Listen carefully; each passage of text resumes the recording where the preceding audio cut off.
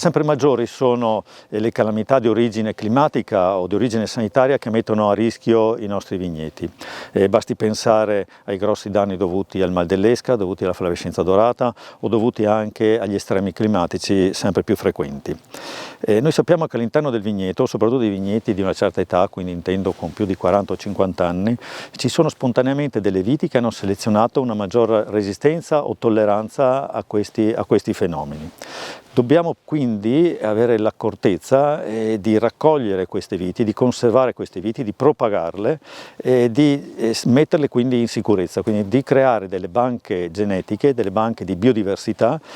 dove conservare questo materiale che diventa sempre più prezioso. Praticamente chiediamo a tutti i viticoltori che in questo momento stanno potando i loro vigneti, e ripeto vigneti vecchi, di individuare le viti che sono sane,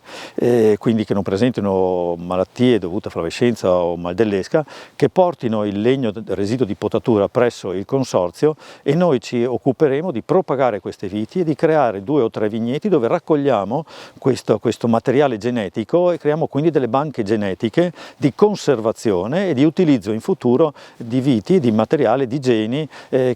presentino la resistenza a questi fenomeni a cui ho accennato prima.